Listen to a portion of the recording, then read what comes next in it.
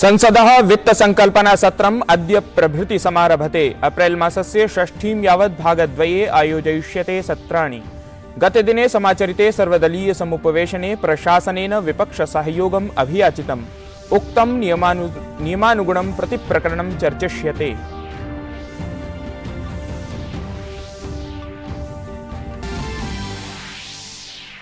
संसदि राष्ट्रपतेः अभिभाषणेन समं समारप्स्यते वित्तसंकल्पनासत्रम्। अद्य प्रस्तोष्यते प्रवर्तमानं वित्तवर्षसंकल्पपत्रम्।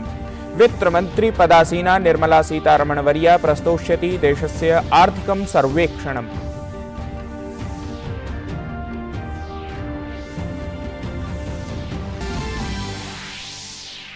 अमेरिका यात्रारतः राष्ट्रीय सुरक्षा परामर्शदः अजीत डोभालः स्वीयं समकक्षं जेक सुलिवन इत्यमुं तत्र मेलिष्यति। उदीयमानं प्रौद्योगिकी प्रकरणमवलम्ब्य चर्चा विधास्यते।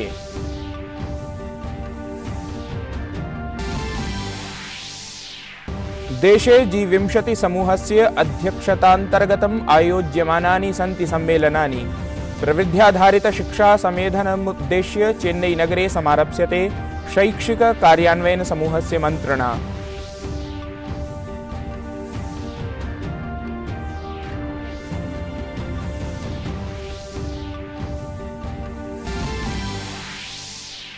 अमेरिकीयः राष्ट्रपतिः जो बाइडेन इत्येषः निराकृतवान् यूक्रेन राष्ट्रपतेः याचनाम्। रूस देशं विरुध्य संघर्षाय F-16 योद्धृविमानं यूक्रेन देशेन याचितम् आसीत्।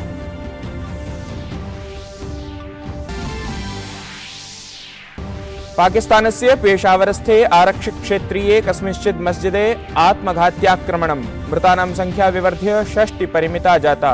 न्यूनातिन्यूनं 150 जनाः तत्र व्रणिताः।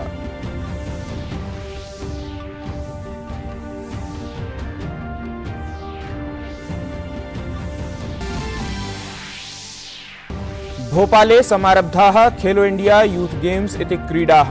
अद्य खेलिष्यन्ते table tennis, volleyball, kho-kho, boxing, badminton, basketball क्रीडा स्पर्धाः।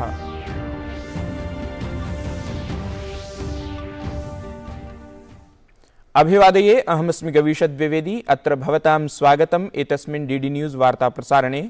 अथ वार्ताः। अद्य संसदः वित्तसंकल्पना सत्रं समारभते, यद्धि चरणद्वये आयोजयिष्यते। सत्रान्तर्गतं प्रथमं चरणं फरवरी मासस्य 13 दिनाङ्कं यावत्, अथ एतस्य द्वितीयं चरणं मार्च मासस्य 14 दिनाङ्कतः एप्रिल मासस्य 6 दिनाङ्कं यावत् आयोजयिष्यते। आयव्ययपत्रकसत्रस्य समारम्भः अद्य राष्ट्रपतिपदासीनायाः द्रौपदी मुर्मु वर्यायाः अभिभाषणेन समं विधास्यते। अनन्तरं वित्तमन्त्रिपदासीना निर्मला सीतारमणवर्या प्रवर्तमान वित्तीयवर्षपरम् आर्थिकसर्वेक्षणं प्रस्तोष्यति। श्वः च ऐषमः वित्तसंकल्पपत्रं लोकसभायां प्रस्तोष्यते। तदनु प्रक्रियानुगुणं राज्यसभायाम् एतत् उपस्थापयिष्यते। वित्तसंकल्पसत्रे सदनयोः कार्यजातस्य सुचारु सञ्चालनाय प्रशासनेन सर्वदलीयं समुपवेशनं समाकारितम्, यत्र विपक्षस्य सहयोगः समर्थनं च अभियाचितम्। संसदीयः कार्यमन्त्री प्रह्लाद जोशी उक्तवान् यत् प्रशासनं नियमप्रक्रियानुसारं संसदि प्रकरणेषु चर्चायै सन्नद्धम् अस्ति। अत्रोपवेशने एनसीपी, तृणमूल कांग्रेस, मार्क्सवादी कम्युनिस्ट पार्टी, शिवसेना, आरजेडी, आम आदमी पार्टी इति दलानां नेतारः सम्मिलिताः अभवन्। कांग्रेस नेतारः अत्र प्रतिकूल ऋतुकारणात् नैव उपस्थिताः। तावत् विपक्षेण कथितं संसदि जनहितप्रकरणानि चर्चार्थम् उत्थापयिष्यन्ते। राष्ट्रीय सुरक्षा परामर्शदः अजीत डोभालः अमेरिका यात्रारतः अस्ति। तत्र सः वाशिंगटन डीसी स्थले initiative for critical and emerging technology विषयमधिकृत्य समाचरिते उच्चस्तरीये समुपवेशने सहभागितां कृतवान्। सममेव स्वीय समकक्षेण जैक सुलिवन इत्यनेन अथ तत्रत्य शीर्ष नेतृत्वेन समं चापि चर्चां कृतवान्। अजीत डोभालः अमेरिकायां भारतीय राजदूतं तरणजीत सिंह संधूम् अपि मेलितवान्। चण्डीगढे अन्ताराष्ट्रिय वित्तीय संरचना कार्यसमूहोपवेशनस्य अद्य द्वितीयं दिनम् अस्ति। एतस्य कार्यसमूहस्य मुख्योद्देश्यः अन्ताराष्ट्रिय वित्तसंरचनायाः दृढीकरणम् अस्ति। एतत् अवलम्ब्य एव मन्थनसत्राणि आयोज्यन्ते। तत्रैव उपवेशने अन्ताराष्ट्रिय वित्तीय संरचनायाः स्थिरतायै ऐक्यवर्धनाय च विभिन्नाः मार्गाः उपकल्पिताः। ध्यातव्यमस्ति एतस्मिन् उपवेशने नैके केन्द्रीयमन्त्रिणः सम्मिलिताः।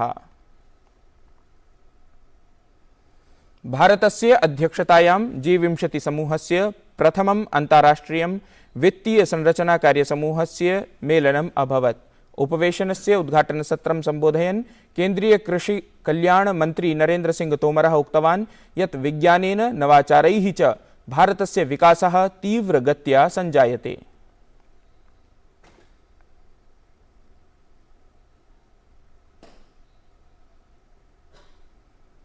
जलवायु लक्ष्यों के प्रति भारत की प्रतिबद्धता व कोविड के बाद विकास पथ पर लौटने की सभी ने सराहना की है।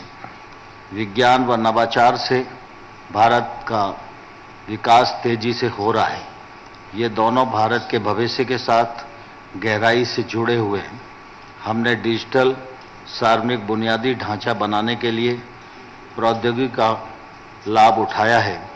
वैश्विक स्वास्थ्य देखभाल में वित्तीय समावेशन धारणी ऊर्जा की ओर गमन में हमारा उल्लेखनीय योगदान रहा है और विकास की जन केंद्रितता हमारी राष्ट्रीय रणनीति का आधार है। यह वही दर्शन है जो G20 की अध्यक्षता का विषय एक पृथ्वी, एक परिवार और एक भविष्य को रेखांकित करता है। केन्द्रीय कृषि मंत्री श्री तोमरः स्वीये संबोधने उक्तवान् यत् वैश्विक समाह्वानानां समाधानाय विमर्शः अनिवार्यः अस्ति। अपि च उक्तवान् यत् अस्माकं राष्ट्रं लोकतन्त्राय बहुपक्षवादाय च प्रतिबद्धम् अस्ति। आज दुनिया अनेक जटिल चुनौतियों का सामना कर रही है। जिन चुनौतियों का सामना किया जा रहा है वे वैश्विक प्रकृति की हैं और इनके लिए वैश्विक समाधान की ही आवश्यकता है। इसलिए विश्व समुदाय को आज वैश्विक रूप से समन्वित नीतियों तथा कार्यों की ओर अधिक जोर देने की आवश्यकता है। बहुपक्षवाद में नए सिरे से विश्वास करने की भी आवश्यकता है। लोकतंत्र और बहुपक्षवाद के लिए पूर्णतः प्रतिबद्ध हमारा राष्ट्र न केवल बहुआयामी विकास को प्रदर्शित करने के लिए तैयार है बल्कि सार्वभौमिक रूप से मान्य शक्ति भी प्रदर्शित करने के लिए तैयार है।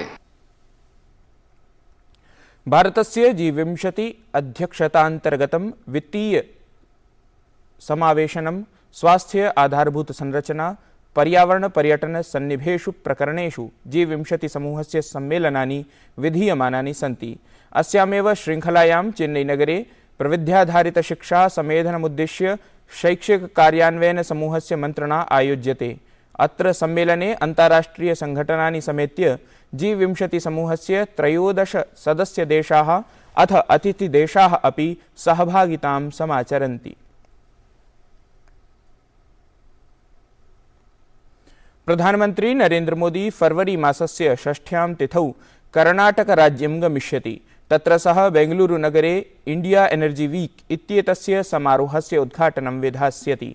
अयं कार्यक्रमः मदावारां निकषा स्थिते बेंगलुरु इंटरनेशनल एग्जिबिशन सेंटर इति केन्द्रे आयोजयिष्यते।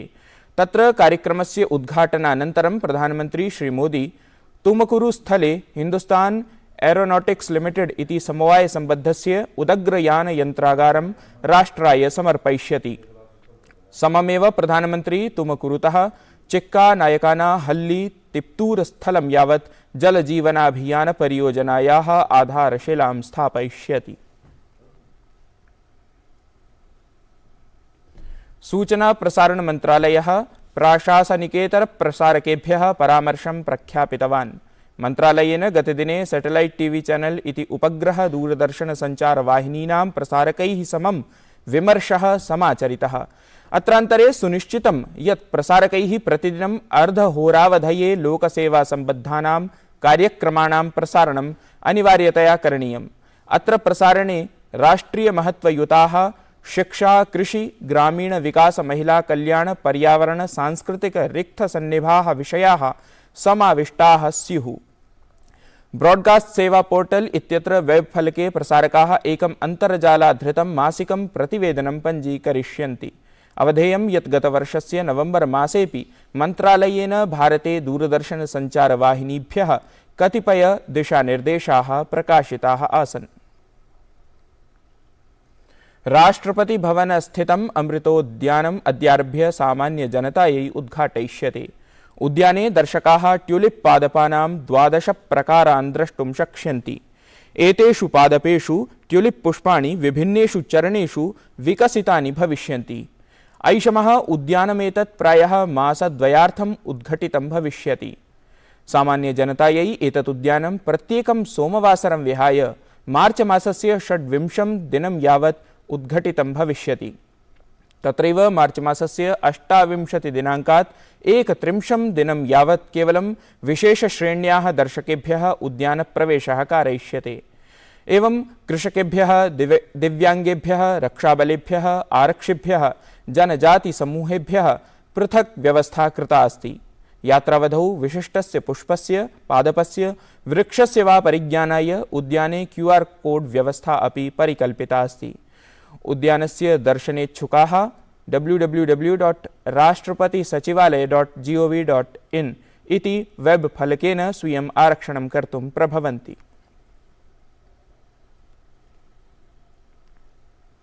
ऐषमः गणतन्त्रदिवसे सहभागकर्तृषु चितस्य सर्वश्रेष्ठस्य पथ सञ्चलनस्य निदर्शनस्य च घोषणा अभवत्।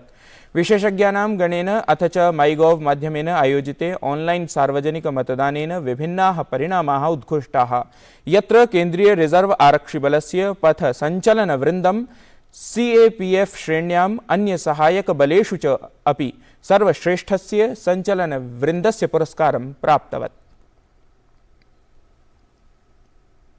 अमेरिकीयः राष्ट्रपतिः जो बाइडेन इत्येषः उक्तवान् यत् सः यूक्रेन देशाय F-16 योद्धृविमानं नैव प्रदास्यति।